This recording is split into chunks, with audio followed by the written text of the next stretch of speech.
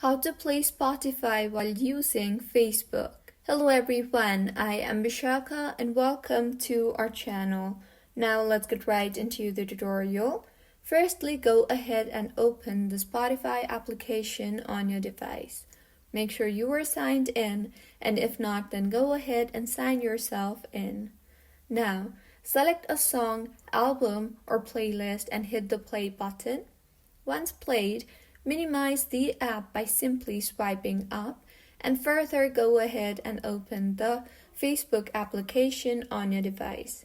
Now, if you scroll to the notification bar, you can see the song is still playing while using Facebook. Your music will continue playing in the background while you browse Facebook. Make sure your device settings allow background app refresh for Spotify.